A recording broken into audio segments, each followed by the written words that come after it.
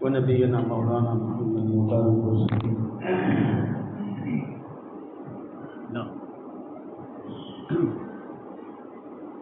الحمد لله وحده والصلاة والسلام على من لا نبي بعده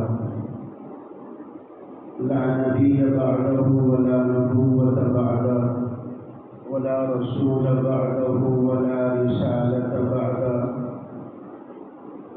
أما بعد فأعوذ بالله من الشيطان الرجيم. بسم الله الرحمن الرحيم.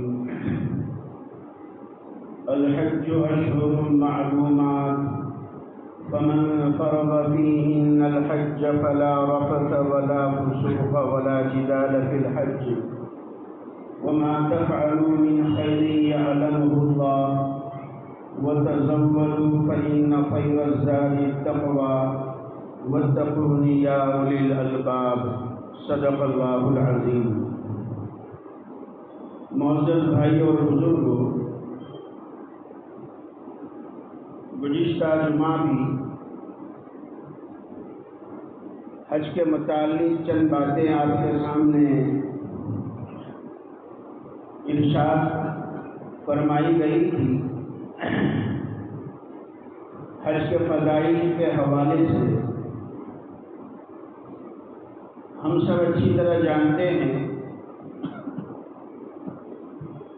کہ حج کرنا اسلام کے اہم ارکان میں سے ایک رکن ہے.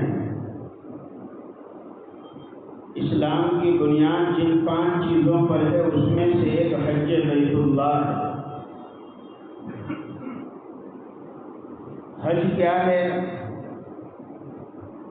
اور حج کرنے کی سعادت مندی کسے ملتی ہے، اور حج کرنے پر اللہ سبحانہ و تعالی حاجی کو کن کی نعمتوں سے نوازتے ہیں. جتنا ہم بولتے جائیں گے، جتنا ہم سنتے جائیں گے، اللہ رب العزت ہمارے دلوں کے اندر حج بیت اللہ کی عظمت، حاجیوں کی عظمت، ارکان اسلام کی عظمت کو پیدا کرتا جائے گا. ایک چیز تو یہ بیان کی کہ حج کرنا گناہوں کی پاکی اور مغفرت کا سب سے بڑا ذریعہ ہے. ایک صحابی ہے، حدیث پاک میں واقعہ آتا ہے، حضرت عمرو بن عاص رضی اللہ تعالیٰ عنہ بڑے سیاستدان ہیں، بڑے چالاک اور سمجھدار انسان ہیں.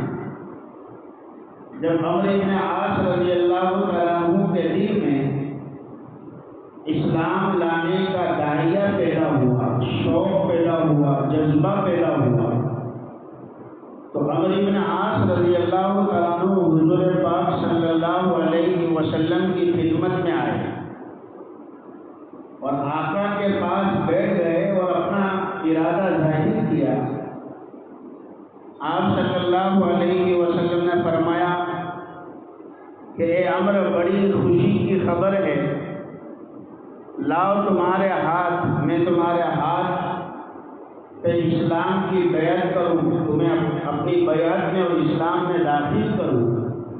تو عمرو بن عاص رضی اللہ تعالیٰ عنہ نے حضور پاک صلی اللہ علیہ وسلم کو ہاتھ دیے، ہاتھ بڑھائے. جیسے ہی ہاتھ حضور کے ہاتھ تک پہنچے، آپ صلی اللہ علیہ وسلم نے بھی ہاتھوں کو بڑھایا، مگر عمرو بن عاص نے اپنے ہاتھوں کو واپس کھینچ لیا. بڑے چالاک تھے کہ مسئلہ آج کا نہیں ہے، اسلام تو میں آج لے آؤں گا، مگر مسئلہ تو پچھلی پوری زندگی کا ہے. اللہ کے حبیب حضور نے فرمایا کہ عمرو ہاتھ کیوں واپس کھینچ لیے؟ فرمایا یا رسول اللہ صلی اللہ علیہ وسلم، میرے دل میں ایک کھٹک ہے، میرے دل میں ایک بات ہے، اگر جب تک وہ کلیئر نہ ہو میں کیسے اسلام قبول کروں گا؟ فرمایا کیا بات ہے؟ تو عمرو بن عاص نے کہا کہ حضور، میری اسلام سے پہلی زندگی میں تو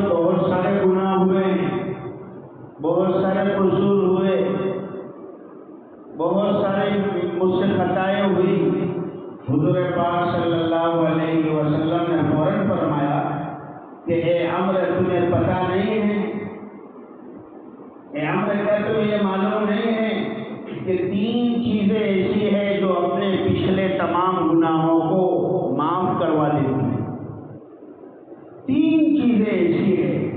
یا رسول اللہ صلی اللہ علیہ وسلم وہ کون سی 3 چیزیں؟ آقا نے فرمایا سب سے پہلے تو اسلام لانا۔ ایک آدمی اسلام کا کلمہ پڑھ لیتا ہے، اللہ اس کے رسول کی بارگاہ میں اس کی پچھلی تمام زندگی کے گناہ کو، چھوٹے بڑے سارے گناہ کو اللہ معاف کر دیتے۔ یہ بڑی اہم چیز ہے، سارے چھوٹے بڑے سب گناہ۔ نمبر 2، جب کوئی انسان ہجرت کرتا ہے، اپنا وطن چھوڑتا ہے، اللہ کے حکم پر چھوڑتا ہے، اپنے دین اور ایمان کی حفاظت کے لیے چھوڑتا ہے، تو فرمایا ہجرت کرنا بھی اس کے پچھلے تمام گناہوں کو معاف کر دیتا ہے۔ اللہ کے لیے چھوڑنا اور اللہ کے حکم پر چھوڑنا، سمجھ لیجیے اسے ہجرت کہتے ہیں۔ یہ نہیں کہ کسی شہر میں 8-10 کو اونٹا کر دیا اور اس کا جو ہے اس کی ٹوپی اس کے سر، اس کی ٹوپی اس کے سر، ادھر سے قرضہ لیا ادھر سے لیا، ادھر 10-15 لوگوں سے لے لیا، اب اس شہر میں لوگوں کا منہ دکھانا مشکل ہو گیا تو اب یہ شہر کو چھوڑتا ہے کہ میں نے تو ہجرت کر لی۔ اس آدمی کو ہجرت کرنے والا نہیں کہا جائے گا، یہ ہجرت نہیں ہے، وہ تو پجیتا ہے، لوگوں کا مال لے کر بھاگا ہے، لوگوں کے حق دبا کر بھاگا۔ آج بچ جائے گا میدان محشر، تو آج چھوٹ جائے گا، آج بچ جائے گا، اللہ کے یہاں تو پکڑ ہے، وہ تو دنیا میں ہی ہے۔ اللہ تعالیٰ ہمیں اس کا یقین عطا فرمائے۔ تو مجھے یہ عرض کرنا ہے، آپ صلی اللہ علیہ وسلم نے فرمایا کہ ہجرت کرنا اللہ کے حکم پر، اللہ کے دین کے لیے، یہ بھی سارے پچھلے گناہوں کو معاف کر دیتا ہے۔ اور نمبر 3، تیسرا عمل حج بیت اللہ کرنا، اللہ کے گھر کا حج کرنا اور اس کے لیے سفر کرنا۔ اللہ تعالیٰ اس حج کی برکت سے تمہارے پچھلے تمام گناہوں کو معاف کر دیں گے۔ حضرت عمرو بن عاص کو کون کہہ رہے؟ حضور پاک صلی اللہ علیہ وسلم کہہ رہے۔ کتنی بڑی بات ہے، سوچنے والی بات ہے۔ ایک آدمی سے ہم نے قرضہ لیا، ادھار لیا، مکان بنانا ہے، دکان خریدنے، جس لیے بھی 5 لاکھ 10 لاکھ 50 لاکھ جتنا قرضہ لیا، ایک دن ایسا آتا ہے، ایک موقع ایسا آتا ہے کہ وہ انسان ہماری کسی بات پر خوش ہو جاتا ہے اور خوش ہو کر یہ کہتا ہے جا میں نے تمہارا سارا قرضہ معاف کر دیا۔ اب کون پوچھنے والا؟ کون سا دنیا کا قانون ہے جو پکڑے گا؟ جب دینے والا ہی بخش رہا ہے، معاف کر رہا ہے، سہولت دے رہا ہے، تو میرا سارا قرضہ تم کو معاف کر دیا، یہاں بھی اور اللہ کے گھر میں بھی میں نے معاف کر دیا۔ فرمایا اس دن جو خوشی ہوئی، مفت کا انعام مل گیا، مفت کا جو ہے فضیلت مل گئی۔ اللہ رب العزت حاجیوں کے لیے وہی فضیلت ارشاد فرماتے۔ میرے آقا نے فرمایا کہ حج کرنے کی برکت سے اللہ سارے گناہ کو معاف کر دیتا ہے۔ ایک واقعہ اور حدیث پاک میں آتا ہے،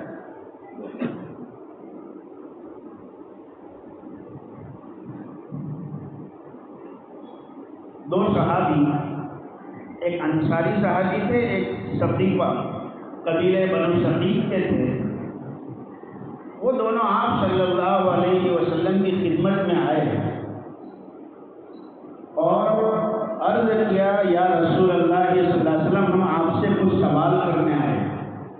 آقا نے فرمایا عجیب اللہ کے نبی تھے اور عجیب اللہ تعالیٰ نے نور نبوت سے نوازا تھا۔ کبھی کبھی آقا سوال کرنے والوں کو خود کہتے تھے یا تو یہ بتاؤ کہ تم پوچھو اور میں جواب دوں، تم سوال کرو اور میں جواب دوں، یا یہ کہو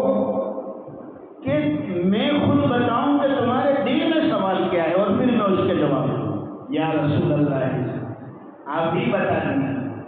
صحابہ موجود ہے، میرے اور آپ کے آقا نے فرمایا کہ تم لوگ دل میں یہ سوال لے کر اس وقت آئے ہو، اس وقت یہ سوال لے کر آئے ہو کہ ایک آدمی اللہ کے گھر حج کے لیے جاتا ہے تو اسے اللہ تعالیٰ کیا اجر و ثواب عطا فرماتا ہے۔ جب وہ طواف کعبہ کرتا ہے، طواف کعبہ کے بعد 2 رکعت طواف کی واجب پڑھتا ہے، اس کے بعد صفا مروہ کی سعی کے لیے 7 چکر لگاتا ہے، پھر حج کا وقت آتا ہے تو عرفات کے میدان میں جاتا ہے اور وہاں وقوف عرفہ کرتا ہے، اس کے بعد پھر حج کے ارکان کرتے ہوئے شیطان کو کنکریاں مارتا ہے، اس کے بعد طواف زیارت کرتا ہے، قربانی کرتا ہے، پھر طواف زیارت کرتا ہے، تو ان سب کا اجر و ثواب کیا ہے؟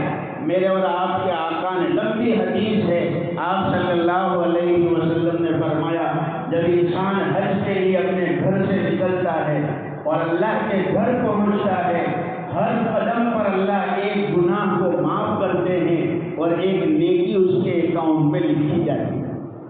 جب طواف کعبہ کے بعد 2 رکعت طواف کی واجب ادا کرتا ہے، آقا نے فرمایا حضرت اسماعیل علیہ السلام کی اولاد میں یعنی بنی اسماعیل میں کوئی انسان ایسا تھا کہ جس نے اس کو زبردستی غلام بنا لیا تھا، تو بنی اسماعیل کی اولاد یعنی بنی اسماعیل یعنی نبیوں کی اولاد ہو گئی، اس لیے کہ اسماعیل علیہ السلام کے ابا حضرت ابراہیم علیہ السلام جن کو لقب دیا گیا ابو الانبیاء، نبیوں کے باپ تھے، ان کی اولاد کا کوئی فرد کسی کو غلام بنا لیا گیا ہو، بندی بنا لیا گیا ہو، اس کو پیسہ دے کر چھڑا لے، اس پر جو اجر ملتا ہے، فرمایا طواف کعبہ کی 2 رکعت واجب ادا کرنے پر اللہ تعالیٰ وہی اجر عطا فرماتا ہے۔ پھر اس کے بعد صفا مروہ کی سعی کرتا ہے، 7 چکر لگانے پر اللہ رب العزت 70 گناہوں کو معاف کر دیتے ہیں، 70 گناہوں کو۔ اس کے بعد عرفات کے میدان میں قیام کرتا ہے۔ میرے اور آپ کے آقا نے فرمایا اللہ سبحانہ و تعالیٰ فرماتے ہیں مارے فخر کے فرشتوں سے، عرفات کا میدان تو عرفات کا میدان ہوتا ہے، جو لوگ جا کر آئے ہوں وہ بتائیں گے اللہ ہمیں بار بار وہاں کی حاضری کی سعادت مندی عطا فرمائے۔ عرفات کا میدان حاجی رو رو کر آدھا ہو جاتا ہے، گر گراتا ہے، گناہوں کی معافی مانگتا ہے، اور اصل حج وہی عرفات کا میدان ہے۔ الحج هو العرفہ، حج وہی عرفات کا میدان کا نام ہے۔ جس نے سب کچھ ارکان کیے عرفات کے میدان میں نہیں گیا، فرمایا حاجی نہیں کہا جائے۔ تو عرفات کے میدان میں اللہ سبحانہ و تعالیٰ فرشتوں سے کہتے ہیں اے میرے فرشتوں، یہ میرے وہ بندے ہیں جن کے بارے میں تم یہ کہتے تھے، اے اللہ زمین میں ایسے انسان کو پیدا کرے گا جو خون بہائیں گے، فساد مچائیں گے، خوریزی کریں گے، ایسے انسان کو تو اپنا خلیفہ اور نائب بنانا چاہتا ہے۔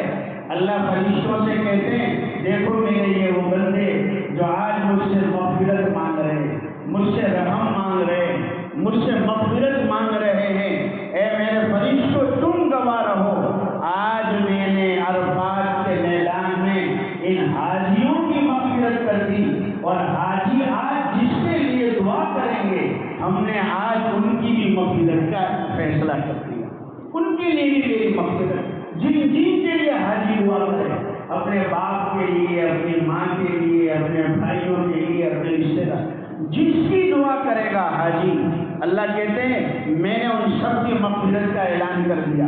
اس کے بعد آقا نے فرمایا جب کنکریاں مارتا ہے شیطان کو، حاجی جب شیطان کو کنکری مارتا ہے رغمن للشیطان ورضا للرحمن، رحمان کو خوش کرنے کے لیے اور شیطان کا منہ کالا کرنے کے لیے، اس طرح بچھلی انگلی پر کنکری رکھ کر انگوٹھے سے اس کو ہلکا بنا کر اس طرح مارنے کا حکم ہے۔ 2-3 طریقے اور بھی فقہا نے بتائے۔ کتنی کنکری مارتا ہے؟ پہلے تو فضیلت سن لیجیے، آقا نے فرمایا ایک کنکری مارنے پر حضور فرماتے ہیں اللہ سبحانہ و تعالی ایسا ایک گناہ، انسان کی زندگی کا ایسا ایک گناہ جو اس کی پوری زندگی کو برباد کرنے کے لائق تھا، پوری زندگی کو برباد کر دیتا، اللہ کی بارگاہ میں پوری زندگی کا گنہگار بنا دیتا اور ہمیشہ کے عذاب میں ڈال دیتا، ایسا ایک گناہ، ایک کنکری پر اللہ تعالیٰ ایک کبیرہ گناہ معاف کر دیتے۔ رضا للرحمن ورغما للشیطان، رحمان کو راضی کرنے کے لیے، شیطان کا منہ کالا کرنے کے لیے کنکری مار رہا ہوں۔ فرمایا ایک کنکری پر ایک کبیرہ گناہ اللہ معاف کر دیتے ہیں۔ اور حاجی کتنی کنکری مارتا ہے؟ بہت سے حاجی تو تیسرے دن جان چھڑانے کے لیے بھاگتے، جتنا جلدی ہو میدان مینا سے نکل جائے۔ اگر 3 دن مکمل ٹھہرے، 10ویں کو 7 کنکری بڑے شیطان کو، 10ویں دن کو 11، 12 اور 12 کی مغرب تک اگر ٹھہر جاتا ہے حاجی تو پھر 13 کو بھی مارنی ہے۔ زوال کے بعد روزانہ تینوں شیطان کو 7 کنکری، اس حساب سے اگر گنتے ہیں تو 3 دن عید کے بعد والے دن اور ایک دن 10ویں دن یعنی 70 کنکریاں ہو جاتی ہیں۔ ایک حاجی 70 کنکریاں مارتا ہے۔ میرے اور آپ کے آقا نے فرمایا اللہ ہر کنکری پر ایک بڑے گناہ کبیرہ کو اللہ معاف کر دیتے ہیں۔ اس کے بعد جب حلق کراتا ہے، ہر بال کے برابر اللہ ایک گناہ معاف کرتے ہیں، ایک نیکی لکھتے ہیں۔ جب قربانی کرتا ہے اور خون بہاتا ہے جانور کا اللہ کے نام پر، بسم اللہ اللہ اکبر، بسم اللہ اللہ اکبر، اللہ کے نام پر جب قربانی کرتا ہے، آقا نے فرمایا اس پر اللہ کیا دیتے ہیں؟ قربانی پر کیا ملتا ہے؟ فرمایا کہ اللہ اس کے اجر کو اتنا دیتے ہیں کہ اس کے پاس سنبھالنے کا گنجائش نہیں ہوتی۔ اللہ کہتے ہیں میں اس کو آخرت کے لیے جمع رکھتا ہوں، میدان قیامت کے لیے اس کے اجر کو ذخیرہ بنا لیتا ہوں۔ اور پھر آقا نے فرمایا جب طواف زیارت کرتا ہے حاجی، آخری رکن حج کا جب طواف زیارت کرتا ہے تو پھر فرمایا گیا کتنی بڑی بات ہے، کتنی بڑی بات ہے۔ بہت سے لوگوں کو ہم یہ کہتے ہوئے سنتے ہیں، بہت سے ہمارے معاشرے میں ایسے لوگ ہیں کہ جن کو کسی کی اچھائی بھی دیکھی نہیں جاتی، برائی تو نہیں دیکھی جاتی، اچھائی بھی نہیں دیکھی جاتی۔ پتہ نہیں پیٹ میں کیا کھجلی آتی ہے، کسی کے بارے میں پتہ چل جائے حج میں جا رہا ہے تو اس کے لیے بھی تو بول اچھے ہمارے پاس نہیں، کیا کہتے ہیں ہاں تو بہت سارے گناہ ہو گئے تو اب بخشوانے جائے گا ہی نہیں۔ گناہ کتنا ہو گیا؟ بخشوانے جاتا ہے، ایک سال گناہ کرتا ہے پھر بخشوانے جاتا ہے، گناہ کرتا ہے پھر بخشوانے جاتا ہے، یعنی اس کو ہم معمولی سمجھتے۔ ایک آدمی کے گناہ معاف ہو رہے ہیں، زمین سے گناہوں کا اتنا بوجھ ختم ہو رہا ہے، اللہ کے حکموں کو پورا کیا جا رہا ہے۔ یاد رکھے جتنا ہوئے زمین پر اللہ کے حکموں کو پورا کیا جائے گا، اتنے ہی آسمان سے اللہ کی طرف سے خیر و برکت نازل ہوگی۔ جیسے حاجی کے لیے حج فرض ہے، جو حاجی نہیں ہے ان پر نمازیں فرض ہے، جن کو اللہ نے مال دیا ہے قربانی فرض ہے، واجب ہے، وہ اللہ کے گھر جا کر حاجی بنتا ہے۔ یہ بھی اللہ کا گھر ہے، یہاں آنے والا اللہ کے گھر کے اندر آ کر نمازی بنتا ہے، اس کی بھی اللہ مغفرت کرتے ہیں، اس کی بھی اللہ مغفرت کرتے ہیں۔ ہر قدم پر اللہ نیکیاں دیتے ہیں، جو اللہ کے گھر مسجد کی طرف چل کر آتا ہے۔ میرے اور آپ کے آقا نے فرمایا جو اندھیروں میں چل کر آتے ہیں اللہ اللہ کے گھروں میں عشاء کی نماز میں، فجر کی نماز میں بشیر المشائین الی المساجد بالنور التام یوم القیامہ، اے لوگوں بشارت دے دو، خوشخبری دے دو ان ایمان والوں کو جو چل کر مسجدوں میں جاتے ہیں، پیدل جاتے ہیں، کس چیز کی؟ اندھیروں میں جاتے ہیں، رات کی اور فجر کی نماز میں جاتے ہیں، بشارت دے دو، خوشخبری دے دو، اللہ تمہیں قیامت کے اندھیرے سے بچا لے گا، قیامت کی لائٹ اور اسپیشل روشنی عطا فرمائے گا کہ جس کے پاس روشنی ہوگی اسی کو نفع ہوگا، اس کے پڑوس میں جو کھڑا ہے اسے بھی اس کی روشنی سے نفع نہیں ملے۔ تو عرض یہ کرنا ہے، ٹھیک ہے اگر ہم ایسے انسان کے لیے بولتے ہیں جو حج پہ حج کرتا جا رہا ہے، عمرے پر عمرہ کرتے جا رہا ہے، اور یہاں حال یہ ہے کہ لوگوں کا قرضہ ادا نہیں کر رہا ہے، لوگوں کا حق باقی ہے، باپ کی وراثت میں سے بھائی بہنوں کو حصہ نہیں دے رہا ہے، اور وہ حصے پر خود قابض ہو گیا، خود مالک ہو گیا، اور پھر اس پر حج پہ سے حج کرتا جا رہا ہے، عمرے پر عمرہ کرتا جا رہا ہے، ہاں تو اس وقت ہم کہہ سکتے ہیں۔ مگر ایک انسان ظاہری دیندار ہے، نمازی ہے، کسی کا کوئی قرضہ نہیں ہے، کسی کا اس کے اوپر باقی نہیں ہے، اور پھر وہ اللہ کا حق ادا کرنے جا رہا ہے، ایسے انسان کے لیے ہم بولتے ہیں یہ تو اپنے گناہوں کو بخشوانے جا رہے ہیں۔ ہم فیصلہ کرنے والے کون ہوتے؟ جنت ہماری ہے، کیا ہم اس کے جاگیردار ہیں؟ ہم اپنے گریبان میں دیکھیں کہ ہم کیا کر رہے ہیں، مجھ پر کیا فرض ہے اور میں اس میں کتنا اتر رہا ہوں، میرے اوپر کیا کیا ذمہ داری اور میں کیا کر رہا ہوں۔ کسی کے لیے انگلی اٹھانا تو بڑا، کسی کو ہاں اگر مقصد اور نیت سے حکم بدل جاتا ہے، اگر ہماری نیت کسی کی اصلاح کی ہے تو الگ چیز ہے، مگر کسی کو بدنام کرنے کی ہے، کسی کو نیچا دکھانے کی ہے، اس کا دل توڑنے کی ہے، تو پھر نیت سے فیصلے الگ ہو جاتے ہیں، معاملے اور مسائل بدل جاتے ہیں۔ مجھے یہ عرض کرنا ہے کہ کتنی بڑی عبادت ہے حج کرنا۔ آج ہم ہمارے معاشرے میں دیکھتے، وقت اب نہیں ہے، آئندہ جمعہ جو اگر باتیں رہ گئی تو لے لیں گے، بہت سے ایسے معاشرے میں ہم نے دیکھے کہ حج پر جانے کی دل میں نیت تک بھی نہیں ہوتی، اللہ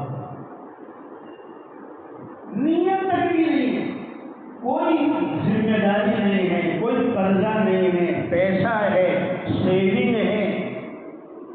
ہمارے عذر کیا ہے؟ بیٹیوں کی شادیاں کرنی ہیں، بیٹوں کی شادی کرنی، ریٹائر ہوئے 15-20 لاکھ آپ کو پیسہ ملا ہے آپ کی محنت کا، نیت اتنی بھی نہیں ہے کہ پاسپورٹ بنا لے کہ ہو سکتا ہے کسی دن لبیک ہو جائے اور میرا نمبر لگ جائے اور اللہ کا بلاوا آ جائے، اتنی بھی نہیں، توفیق نہیں۔ اور وہی لوگ جب بیٹیوں کی شادی کرتے ہیں 10-10 تولہ سونا دیا جاتا ہے، جہیز نہیں بلکہ سامان جہاز دیا جاتا ہے، خود کے پاس مال تھا تو حج خود پر واجب ہو چکی تھی، اور وہ پیسہ بیٹی کو دے کر اس کی شادی میں دے کر، آپ مسائل پوچھ لیجئے علماء کرام سے، یہ کوئی معمولی بات نہیں ہے۔ میرے اور آپ کے آقا نے چند عمل میں جلدی کرنے کا حکم دیا ہے، اس میں ایک حج بیت اللہ ہے، اگر آپ پر حج فرض ہو گئی جلدی کرو، اور یہ سوچ رہے کہ مال خرچ ہو جائے گا تو بیٹی کو کیا دوں گا، ارے میرے آقا کے فیصلے پر نظر ہو، آقا فرماتے حاجی کبھی فقیر نہیں ہوتا، آقا نے فرمایا، کتنی پیاری بات، 2 وعدے فرمائے حضور نے، 2 وعدے، نمبر 1 حاجی کبھی فقیر نہیں ہوگا، اللہ کے حکم پر چلا ہے، صحیح نیت سے چلا ہے، اور جتنے ارکان شریعت و سنت کے مطابق ہے اس کے مطابق حج کیا ہے، فرمایا کبھی فقر کے دروازے تک نہیں پہنچے پہنچے گا، اور نمبر 2 کبھی بری موت سے نہیں مرے گا حاجی انشاءاللہ۔